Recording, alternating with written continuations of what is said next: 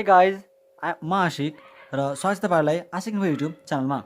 साथीहरू, आज हामी एनएसए 315 जसको नाम छ identifying and assessing the risk of material misstatement through understanding the entity and its environment. योभन्दा पहिला हामी केही एनएसएहरू चाहिँ रिभिजन गरिसकेको छौँ। सो यदि तपाईँले त्यो भिडियोहरू हेर्नु भएको छैन भने प्लिज तपाईँ आशिक इन्फो च्यानल भिजिट गरेर चाहिँ तपाईँ त्यो भिडियोहरू हेर्न सक्नुहुन्छ। र आज हामी चाहिँ एनएसए 315 लाई टाइम वेस्ट नगरिकन रिभाइज गर्छौँ।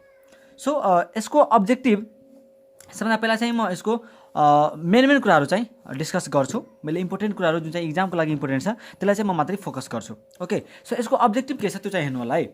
अब्जेक्टिभ छ the objective of an auditor is to identify and assess the risk of material misstatement. यसको अब्जेक्टिभ के छ अरे मेटेरियल मिसस्टेटमेन्टलाई रिस्क अफ मेटेरियल मिसस्टेटमेन्टलाई आइडेन्टिफाई गर्ने अनि एसेस गर्ने वेदर ड्यू टु फ्रड। त्यो रिस्क अफ मेटेरियल मिसस्टेटमेन्ट चाहिँ फ्रडले पनि भएको हुनसक्छ र इररले पनि भएको हुनसक्छ। At the financial statement and adjustment level, दुईटैको लेभलमा चाहिँ हुनसक्छ है। फाइनेन्सियल स्टेटमेन्ट लेभलमा पनि हुनसक्छ एन्ड एडजस्टमेन्ट लेभलमा पनि हुनसक्छ। फाइनेन्सियल स्टेटमेन्ट लेभल भनेको चाहिँ एज अ होलमा, अनि एडजस्टमेन्ट लेभल भनेको चाहिँ कुनै एउटा एडजस्टन, जस्तै सपोज मानौँ एक्जिस्टेन्स चाहिँ कुनै कुराको गायब छ त त्यो चाहिँ एडजस्टमेन्ट लेभलमा गायब भयो, तर पुरै फाइनेन्सियल स्टेटमेन्टमा चाहिँ असर गरिरहेको छ भने त्यो चाहिँ फाइनेन्सियल स्टेटमेन्ट लेभल पर्यो। त्यस्तै through understanding the entity and its environment. अब रिस्क अफ मेटेरियल मिसस्टेटमेन्टलाई चाहिँ आइडेन्टिफाई र एसेस गर्ने, तर कसरी गर्ने त इन्टिटी र यसको इन्भाइरोमेन्टको के गरेर त अन्डरस्ट्यान्ड गरेर, including the entity's internal control है, र इन्टिटीको इन्टरनल कन्ट्रोलको बारेमा पनि बुझेर thereby providing a basis for designing and implementing responses to the assessed risk of material misstatement. जसको कारणले चाहिँ अडिटरलाई एउटा के हुन्छ त बेसिस पाउँछ, अडिटरले एउटा बेसिस पाउँछ र त्यो बेसिसको आधारमा चाहिँ उसले आफ्नो रिस्पोन्स चाहिँ के गर्न सक्छ त डिजाइन र इम्प्लिमेन्ट गर्न सक्छ। मतलब सिम्पलमा भन्ने हो भने यो अडिटरको चाहिँ अब्जेक्टिभ के रहन्छ, रिस्क अफ मेटेरियल मिसस्टेटमेन्टलाई आइडेन्टिफाई र असेस गर्ने through understanding the entity and its environment है, जुन अनि including the entity internal control. Okay, अब रिस्क एसेसमेन्ट प्रोसिजर चाहिँ केलाई भन्ने, रिस्क एसेसमेन्ट प्रोसिजर भनेको चाहिँ त्यो अडिट प्रोसिजर जुन चाहिँ तपाईँको इन्टिटी र त्यसको इन्भाइरोमेन्टको बारेमा बुझ्नलाई गरिन्छ, इन्टिटीको इन्टरनल कन्ट्रोलको बारेमा बुझ्नलाई गरिन्छ है। अनि त्यो प्रोसिजर पर्फर्म गरेर चाहिँ अडिटरले के गर्छ भन्दाखेरि त्यो कम्पनीमा फ्रड अथवा इररको कारणले भएको जुन ऊ हुन्छ के अरे मिसस्टेटमेन्ट हुन्छ त्यसलाई चाहिँ आइडेन्टिफाई र एसेस गर्नलाई चाहिँ त्यो प्रोसिजर गरिन्छ। Simple. So risk assessment procedure भनेको चाहिँ त्यो अडिट प्रोसिजर हो जुन चाहिँ इन्टिटी र त्यसको इन्भाइरोमेन्ट इन्क्लुडिङ इन्टरनल कन्ट्रोललाई अन्डरस्ट्यान्ड गर्नलाई चाहिँ गरिन्छ।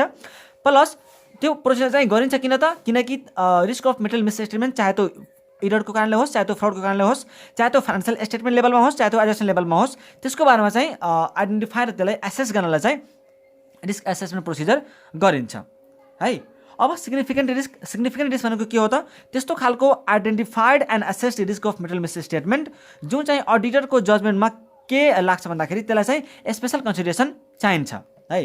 त्यस्तो खालको identified and assessed risk of material misstatement जुन चाहिँ अडिटरको जजमेन्ट अनुसारले हैन, जुन रिस्कलाई चाहिँ अडिटरको जजमेन्ट अनुसारले स्पेसल कन्सिडरेसन चाहिन्छ है, हो त्यसलाई चाहिँ सिग्निफिकेन्ट रिस्क भन्छौँ। अब छ रिस्क एसेसमेन्ट प्रोसिजर। मैले तपाईँलाई भनिहालेँ रिस्क एसेसमेन्ट प्रोसिजरमा हामीसँग चारवटा कुरा हुन्छ है। रिस्क एसेसमेन्टभित्र हामी चाहिँ चारवटा कुरा गर्छौँ, मेनली तीनवटा गर्छौँ, तर यसमा चाहिँ अब्जर्भेसन एन्ड इन्स्पेक्सन सँगै राखिदिएको छ।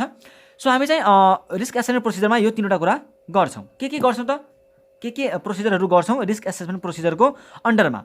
नम्बर 1 इन्क्वायरी गर्छौँ। पहिला हामी के गर्छौँ, इन्क्वायरी गर्छौँ। केसँग त, इन्क्वायरी म्यानेजमेन्टसँग, इन्क्वायरी स्टाफसँग, इन्क्वायरी चाहिँ इन्टरनल अडिट अथवा लिगल म्याटर हैन त्यसको बारेमा चाहिँ इन्क्वायरी गर्छौँ। इन्क्वायरी हामी गर्छौँ पहिला म्यानेजमेन्टसँग हामी के को बारेमा गर्छौँ त, इन्टरनल अडिट फङ्सनको बारेमा हैन। त्यस्तै इन्टिटीको भित्र अरू कुनै मान्छे छ जुन चाहिँ अडिटरको जजमेन्ट अनुसारले लाग्छ कि यो मान्छेसँग मैले के अरे कुनै कुरा चाहिँ इन्फर्मेसन लिन सक्छु, इन्फर्मेसन अब्टेन गर्न सक्छु भने त्यस्तो मान्छेबाट चाहिँ इन्क्वायरी गर्ने।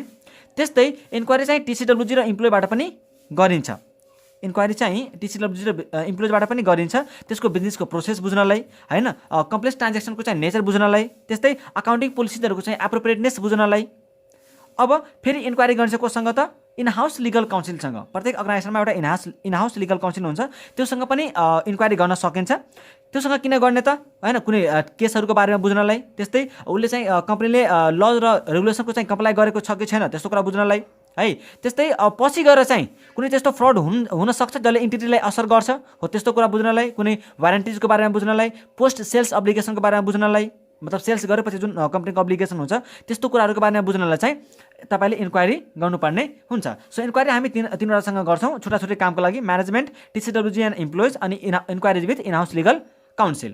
यो चाहिँ तपाईले यो चाहिँ मेन कन्टेन्ट भयो है, जो मैले जुन भनिरहेको छु नि त्यो चाहिँ मेन कन्टेन्ट हो। तपाईले यही कुरा इक्जाममा लेख्नुहुन्छ। त्यसपछि तपाईले एनालिटिकल प्रोसिजर गर्नुहुन्छ। रिस्क एसेसमेन्ट प्रोसिजरको भित्र चाहिँ यो तीनवटा कुरा हामी गर्छौँ। एउटा इन्क्वायरी भयो, एउटा चाहिँ एनालिटिकल प्रोसिजर। एनालिटिकल प्रोसिजर भनेको के हो भन्दाखेरि फाइनेन्सियल र नन फाइनेन्सियलको भित्रमा चाहिँ हामी प्लजिबल रिलेसनसिप हेर्छौँ, पोसिबल रिलेसनसिप हेर्छौँ है। फर इक्जाम्पल हामी सेल्स र के भन्छ square footage of selling space or volume of goods sold, हामी सेल्स र चाहिँ कति क्वान्टिटी सामान बेचेको छौँ भन्ने कुरा चाहिँ भन्ने कुरालाई हामी के गर्छौँ त नाता हेर्छौँ, मतलब रिस्ता हेर्छौँ, रिलेसनसिप हेर्छौँ। जस्तै मानौँ स्यालेरी र नम्बर अफ इम्प्लोइजको चाहिँ हामी रिलेसनसिप हेर्छौँ है। त्यस्तै मानौँ हामी तपाईँसँग चाहिँ ऊ छ के अरे प्लान्ट र मेसिनरी छ भनेपछि प्लान्ट र मेसिनरी छ अथवा तपाईँसँग चाहिँ मोटर कार छ, भेहिकलहरू छ भने पक्कै त्यहाँ चाहिँ रिपेयर एन्ड इम्प्रुभमेन्टको के अरे खर्च हुनसक्छ हैन। त त्यस्तो कुराको बिचमा चाहिँ हामी के हेर्छौँ, रिलेसनसिप हेर्छौँ एनालिटिकल प्रोसिजरको अन्डरमा। अब यहाँ के भन्छ हेर्नु होला, analytical procedure may help identify the existence of unusual transaction हैन, कुनै अनयुजुअल ट्रान्जेक्सन भएको छ, और events and amounts, ratios and trends that might indicate matters that have audit implication हैन। तपाईँले कुनै अमाउन्ट हेर्नुभयो अथवा कुनै त्यस्तो इभेन्ट हेर्नुभयो, कुनै त्यस्तो रेसियोज छ, कुनै त्यस्तो ट्रेन्ड छ जसले गर्दा चाहिँ तपाईँलाई के इन्डिकेट हुनसक्छ भन्दाखेरि कि यो ठाउँमा चाहिँ के हुनसक्छ भन्दाखेरि फ्रड चाहिँ हुनसक्छ, यो ठाउँमा चाहिँ रिस्क हुनसक्छ भन्ने कुरा चाहिँ इन्डिकेट गरिरहेको हुनसक्छ है कुनै रेसियोले अथवा कुनै ट्रेन्डले। जस्तै सबै मानौँ पुरै इन्डस्ट्रीमा चाहिँ कम्पनीहरूको के छ, प्रफिट कम छ, प्रफिट चाहिँ आएको छैन, तर तपाईँको कम्पनीमा चाहिँ जुन तपाईँको क्लाइन्ट छ त्यसको चाहिँ प्रफिट धेरै आएको छ भनेपछि तपाईँले चाहिँ के बुझ्न सक्नुहुन्छ कि पक्कै पनि यो केसमा यो कम्पनीमा चाहिँ केही न केही रिस्क छ, केही न केही रिस्क अफ फ्रड छ, हो कि होइन हो। त्यही भएर चाहिँ मैले तपाईँलाई के भने कि यो चाहिँ के हो त अनयुजुअल ट्रान्जेक्सन अथवा त्यस्तो खालको event, amount, ratios and trend जसले तपाईँलाई केही इन्डिकेसन दिइरहेको हुन्छ है। ओके, त्यस्तै छ observation and inspection. Observation and inspection भनेको चाहिँ के भयो त, तपाईँले अब्जर्भेसन एन्ड इन्सपेक्सन तपाईँको इन्क्वायरीलाई चाहिँ के गर्छ त सपोर्ट गर्छ। अब्जर्भेसन एन्ड इन्सपेक्सनले तपाईँले के गर्छ, इन्क्वायरीलाई सपोर्ट गर्छ। सपोज तपाईँले इन्क्वायरीमा चाहिँ कुनै एसेटको बारेमा बुझ्नुभयो हैन अथवा अरू कुराको बारेमा बुझ्नुभयो भने अब्जर्भेसनमा तपाईँले के गर्नुहुन्छ त ठ्याक्कै त्यो कुरालाई चाहिँ तपाईँले आफैले हेर्नुहुन्छ हैन, अनि हेरेर चाहिँ तपाईँको इन्क्वायरी के हुन्छ त कन्फर्म हुन्छ। अब इन्क्वायरीमा तपाईँले चाहिँ इन्टिटीको बारेमा र त्यो इन्टिटीको इन्भाइरोमेन्टको बारेमा चाहिँ इन्फर्मेसन म्यानेजमेन्टबाट र अरूबाट पनि लिन सक्नुहुन्छ। त्यस्तै तपाईँले इन्सपेक्सनमा चाहिँ त्यहाँको डकुमेन्ट, त्यहाँको रिकर्ड्स हैन, त्यहाँको अरू डाटाहरूलाई चाहिँ तपाईँले के गर्न सक्नुहुन्छ, रिपोर्ट्सहरूलाई चाहिँ तपाईँले इन्सपेक्ट गर्न सक्नुहुन्छ, चेक गर्न सक्नुहुन्छ। जस्तै प्लान्स भयो, बिजनेस प्लान्सहरू भयो, बिजनेसको स्ट्राटेजीहरू भयो हैन, इन्टरनल कन्ट्रोलको म्यानुअलहरू भयो। इन्टरनल कन्ट्रोलको म्यानुअल मतलब इन्टरनल कन्ट्रोल चाहिँ कसरी हुने भनेर पुरै डिटेल लेखेको हुन्छ म्यानुअलमा, हो त्यो कुराहरू चाहिँ तपाईँले चेक गर्न सक्नुहुन्छ। त्यस्तै क्वार्टरली म्यानेजमेन्ट रिपोर्ट चाहिँ तपाईँले चेक गर्न सक्नुहुन्छ, इन्सपेक्ट गर्न सक्नुहुन्छ हैन। त्यस्तै चाहिँ तपाईँले बोर्ड अफ डाइरेक्टर्सको मिटिङमा चाहिँ जुन माइनोट्स बनाएको हुन्छ त्यो चाहिँ तपाईँले चेक गर्न सक्नुहुन्छ। त्यस्तै इन्टिटीको चाहिँ प्रिमाइसेस र प्लान्ट फेसिलिटिजहरू चाहिँ तपाईँले चेक गर्न सक्नुहुन्छ, इन्सपेक्सन है, तपाईँले अब्जर्भ र इन्सपेक्ट गर्न सक्नुहुन्छ। सो यो कुराहरू चाहिँ तपाईँले के को अन्डरमा गर्नुहुन्छ अरे, रिस्क एसेसमेन्ट प्रोसिजरको अन्डरमा। मैले रिस्क एसेसमेन्ट प्रोसिजरको चाहिँ मतलब बुझाएको छु। अब जुन कुरा हामीले यहाँ के भनेको थियो भन्दाखेरि कि अडिटरको अब्जेक्टिभ के हुन्छ अरे, अडिटरको अब्जेक्टिभ के हुन्छ हैन, इन्टिटी र त्यसको इन्भाइरोमेन्ट, इन्टिटी र इन्भाइरोमेन्ट इन्क्लुडिङ इन्टरनल कन्ट्रोललाई अन्डरस्ट्यान्ड गरेर चाहिँ अडिटरले के गर्छ, रिस्क अफ मेटेरियल मिसस्टेटमेन्टलाई आइडेन्टिफाई र एसेस गर्छ। अब इन्टिटी र इन्भाइरोमेन्टलाई चाहिँ अन्डरस्ट्यान्ड गर्ने कसरी त है, इन्टिटी मतलब तपाईँले यसरी बुझ्नुहोस् कि इन्टिटी र इन्भाइरोमेन्टलाई त अन्डरस्ट्यान्ड गर्छ, तर त्यो गर्नुको मतलब के हो त हैन, हामीले केलाई इन्टिटीलाई चाहिँ इन्टिटी र त्यसको इन्भाइरोमेन्टलाई अन्डरस्ट्यान्ड गरेको भन्छौँ त्यो कुरा चाहिँ हामीसँग अब यहाँ छ है। यहाँ हेर्नु होला, the required understanding of the entity and its environment including the entity's internal control. अब के कुरा चाहिँ हामी यसको अन्डरमा गर्नुपर्छ त, number 1 the auditor shall obtain an understanding of the following. यो कुराको बारेमा चाहिँ तपाईँले के गर्नुपर्छ, यदि तपाईँले इन्टिटीको चाहिँ इन्टिटी र त्यसको इन्भाइरोमेन्टको बारेमा बुझ्नु छ भने तपाईँलाई यो कुराको बारेमा चाहिँ इन्फर्मेसन लिनुपर्छ। Number 1 relevant industry, regulatory and other external factors including the applicable financial reporting framework हैन, त्यो कम्पनी चाहिँ कुन इन्डस्ट्रीमा पर्छ त्यसको चाहिँ रेगुलेटरी हैन मतलब रेगुलेटरी चाहिँ को हो, जस्तै कम्पनी छ भने कम्पनी एक्ट चाहिँ त्यसको रेगुलेटर हैन उ छ रेगुलेटर छ।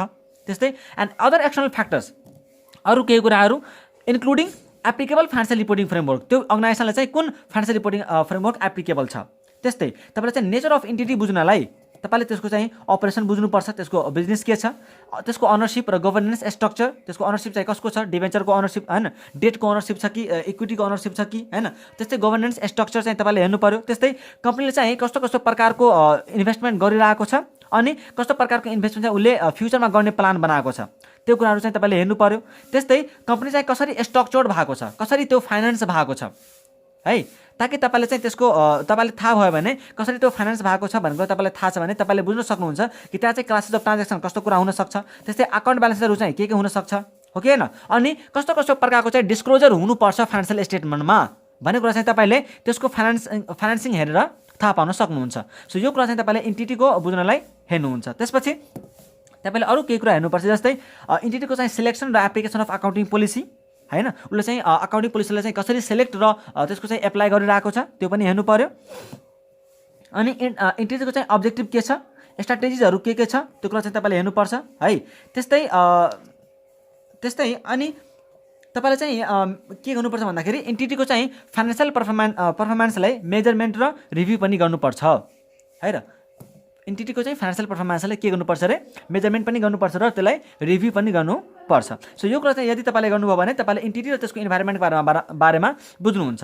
अब छ इन्टरनल कन्ट्रोलको बारेमा चाहिँ बुझ्नलाई के गर्ने त, अब के भन्छ हेर्नु, the auditor shall obtain an understanding of the internal control relevant to the audit हैन, मतलब अडिटसँग जति पनि रिलेभेन्ट इन्टरनल कन्ट्रोलहरू छ त्यसको बारेमा चाहिँ अडिटरले अन्डरस्ट्यान्डिङ गर्नु पर्यो। Auditor is mostly concern with the controls related to financial reporting, financial रिपोर्टिङसँग जति पनि कन्ट्रोल्सहरू रिलेभेन्ट हुन्छ त्योसँग चाहिँ मात्रै अडिटर के हुन्छ त कन्सर्न हुन्छ, त्योसँग मात्रै उसको चाहिँ नाता हुन्छ। उसले चाहिँ अरू सबै कन्ट्रोल चाहिँ हेर्दैन, त्यस्तो कन्ट्रोल मात्रै उसले हेर्छ जसको इम्प्याक्ट चाहिँ फाइनेन्सियल स्टेटमेन्टमा पर्छ, अरू कुनै पनि उसले चाहिँ कन्ट्रोलहरू हेर्दैन। ओके, सो यो कुरा चाहिँ हामी के गर्छौँ त इन्टिटी र त्यसको इन्भाइरोमेन्ट र इन्टरनल कन्ट्रोलको बारे बुझ्नलाई चाहिँ हामी यो कुरा गर्छौँ। अब एउटा इम्पोर्टेन्ट कुरा छ सिग्निफिकेन्ट रिस्क। सिग्निफिकेन्ट रिस्क चाहिँ यो हो, यो इक्जाममा सोधेको छ, मैले त्यही भएर भेरी भेरी इम्पोर्टेन्ट पनि लेखेको छु, यो इक्जाममा सोधेको छ, त्यही भएर हामीले यो क्वेसन चाहिँ छोड्नै भएन। तपाईँलाई सिधै क्वेसन सोध्छ कि what are the risk that require special audit consideration, त्यसरी तपाईँलाई क्वेसन सोधेको हुन्छ, अथवा डाटा तपाईँलाई चाहिँ भनेको हुन्छ कि what are significant risk, what are significant risk, अनि त्यसको चाहिँ इक्जाम्पलहरू के छ त, मतलब कस्तो कस्तो कन्डिसनमा चाहिँ हामी सिग्निफिकेन्ट रिस्क त्यसलाई भन्न सक्छौँ, त्यसको चाहिँ तपाईँलाई इक्जाम्पल भन्न सक्छ। त यो एन्सर चाहिँ एकदम इम्पोर्टेन्ट छ, यहाँ हेर्नु होला।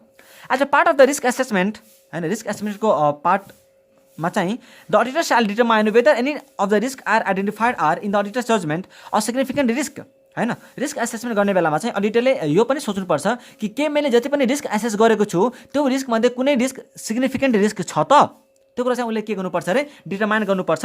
इन एक्सर्साइजिङ दिस जजमेन्ट, त्यो जजमेन्टलाई एक्सर्साइज गर्ने बेलामा चाहिँ हैन, त्यो सोच्ने बेलामा चाहिँ कि यो रिस्क सिग्निफिकेन्ट छ कि छैन भन्ने कुरा सोच्ने बेलामा the auditor shall exclude the effects of identified controls related to the risk, त्यो रिस्कसँग है के मैले के भनेको छु इन एक्सर्साइजिङ दिस जजमेन्ट, त्यो जजमेन्टलाई एक्सर्साइज गर्ने बेलामा, त्यो सोच्ने बेलामा कि यो जुन रिस्क मैले पत्ता लगाएको छु त्यो चाहिँ सिग्निफिकेन्ट रिस्क छ कि छैन भन्ने कुरा, त्यति बेला चाहिँ त्यो रिस्कमा लगाइएको कन्ट्रोललाई हामीले के गर्नुपर्छ इग्नोर गर्नुपर्छ, त्यसलाई चाहिँ एक्सक्लुड गरेर बल्ल त्यसलाई देख्नुपर्छ है, अनि सोच्ने। अब हेर्नु, in exercising judgement as to which risk are significant risk the auditor shall consider at least the following, कुनै पनि रिस्क सिग्निफिकेन्ट रिस्क छ कि छैन भन्ने कुरा हेर्नलाई तलको कुराहरू चाहिँ सम्झिने। Number 1, whether the risk is a risk of fraud, के त्यो रिस्क चाहिँ फ्रडको रिस्क हो त, यदि फ्रडको रिस्क हो भने त्यो सिग्निफिकेन्ट रिस्क हो, इररले भएको छ भने त्यो चाहिँ सिग्निफिकेन्ट रिस्क नहुन पनि सक्छ। Okay, whether the risk is related to the recent significant economic accounting or other development and therefore requires specific attention, यदि भर्खरै चाहिँ कुनै सिग्निफिकेन्ट अथवा हैन इकोनोमिक्समा चाहिँ के कुरा चेन्ज भएको थियो, त्यस्तै अकाउन्टिङ अथवा अदर डेभलपमेन्ट्सका कुराहरूमा चाहिँ के चेन्ज भएको थियो र त्योसँग चाहिँ उसले यदि रिस्क के अरे फ्रड भएको छ अथवा त्योसँग चाहिँ कुनै मिस स्टेटमेन्ट छ भने, त्योसँग कुनै रिलेटेड रिस्क छ भने त्यो चाहिँ सिग्निफिकेन्ट रिस्क हुन्छ। त्यस्तै द कम्प्लेक्सिटी अफ ट्रान्जेक्सन, त्यो ट्रान्जेक्सनको चाहिँ कम्प्लेक्सिटी हेर्ने, जस्तै के अरे रिलेटेड पार्टी ट्रान्जेक्सन, त रिलेटेड पार्टी ट्रान्जेक्सन चाहिँ के हुन्छ त जहिले पनि रिस्की नै रहन्छ है।